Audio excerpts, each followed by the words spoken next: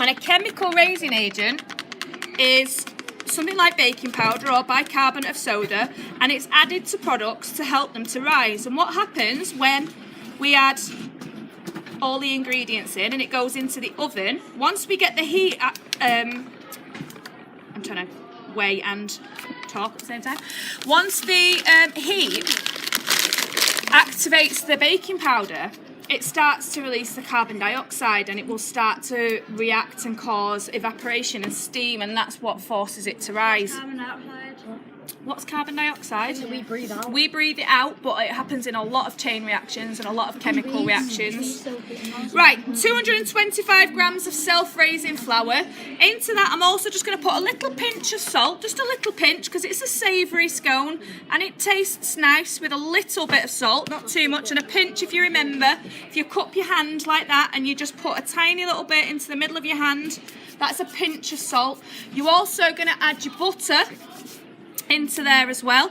Butter's just 55 grams, and it's really, really important that your butter is cold and hard in a block like this.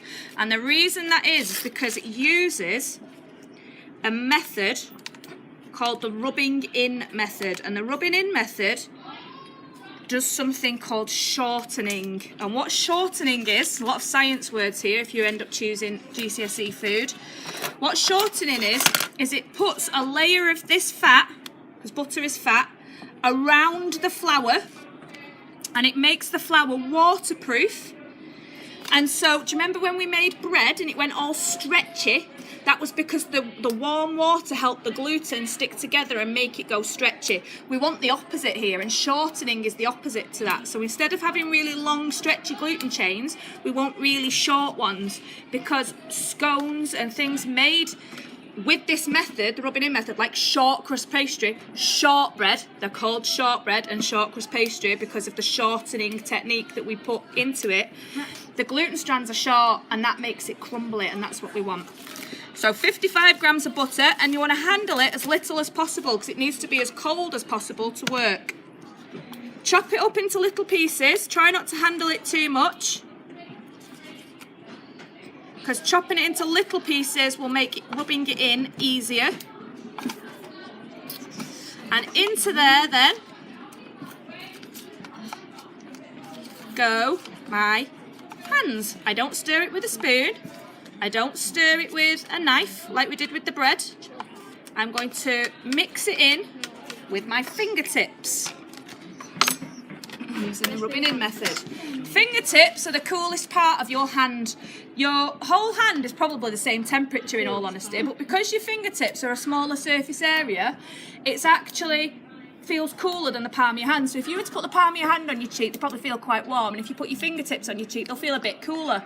And it's because the surface area is smaller. So we rub in with our fingertips, and rubbing in is basically taking a big handful of the flour and some of the butter cubes and rubbing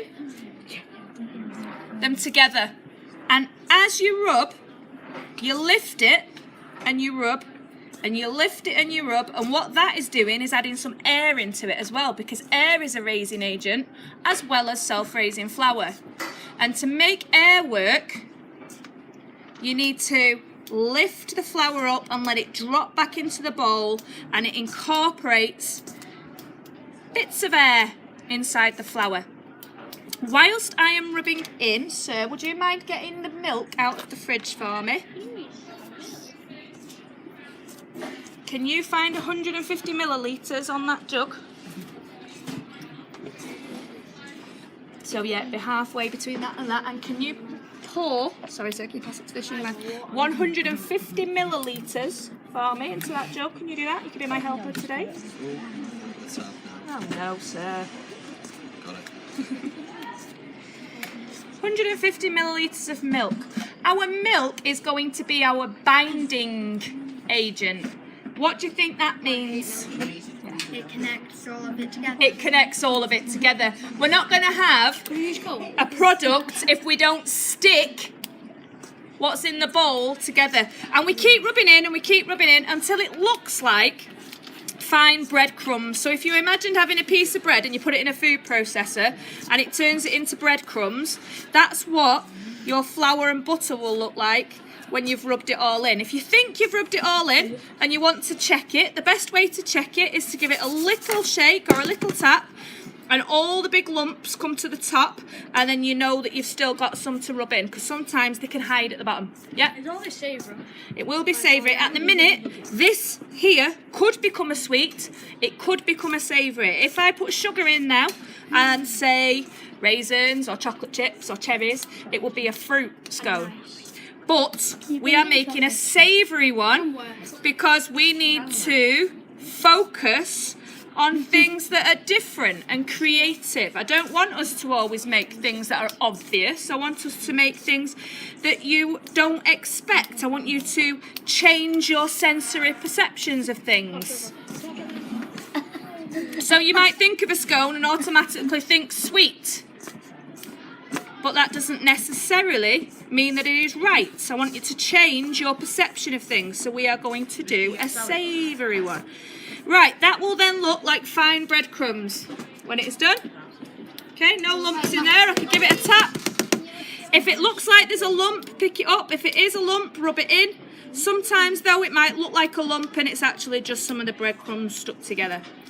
Into that now will go your savoury. I'm going to do cheese. 25 grams of cheese will be enough. Okay, 25 grams of cheese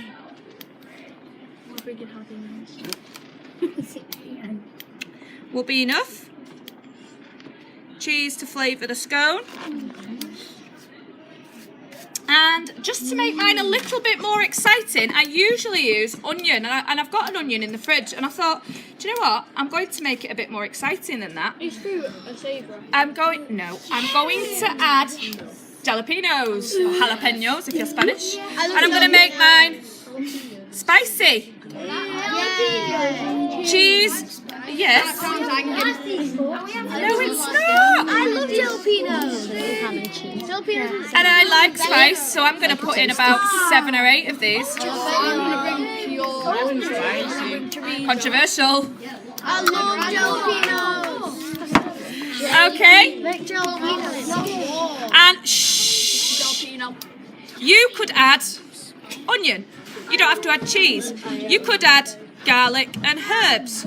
You could add cherries, not cherries, cherry tomatoes, that's what I meant. Sun-dried tomatoes, olives. You could add different types of cheese, Parmesan cheese, cheddar cheese, mozzarella cheese. You could add, oh goodness me, I'm running out of savoury ideas. Ham, bacon, I didn't even list my meats. Ham, bacon, Chicken. chicken. No, it's savoury. Quiet down. Quiet down, please. Stop talking. I can hear a lot of buzzing and a lot of the conversations actually about the ingredients, and that's fantastic. But you're not watching whilst you're having conversations. I will say it again. We are making savoury scones. Savoury is the opposite of sweet. We are not adding any sweet things, whether they are sugar-free or not, into our ingredients. Sweet things includes fruit that contain natural sugars. Sweet things include sweets that contain sweeteners instead of sugar. We are making a savoury scone, not a sweet scone. Does everybody understand that? Yes. Thank you. Yes, you could put chicken in it. Yeah, absolutely. Now,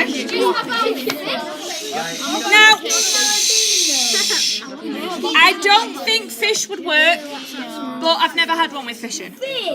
Right, in here now, there's my cheese. Tuna. And my jalapenos. I'm now going to bind this together with my milk. And use the knife just to help combine it. I'm going to add half of it at first, just so I can just check. Don't want to add it all at once in case it ends up too sticky. I'm going to add the rest of my milk and get that mixed in. It will combine into a dough, which you will then put your hands in, and it will be a little bit sticky. So we can put some flour on the surface so it doesn't stick to the surface, and we can tip it out. And a little bit of flour just on the top, just on my hands. Yeah. It's a type of cake, so don't forget that it is a type of cake. And you just need to flatten it out slightly. I'm making sure it's not sticking to the table as well when I'm squashing it, because that'll be a nightmare.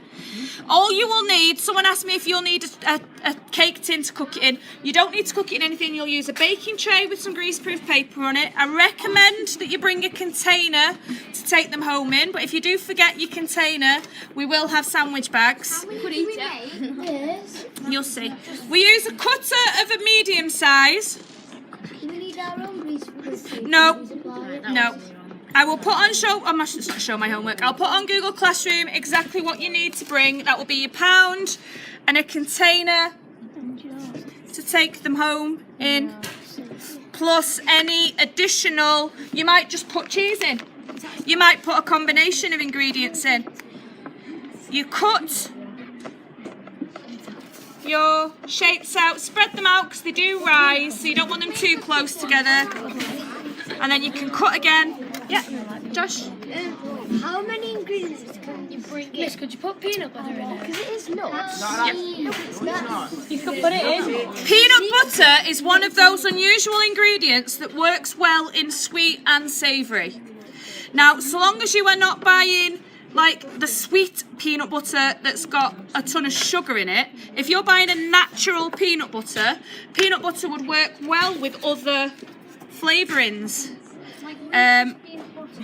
No, Reese's is sugar.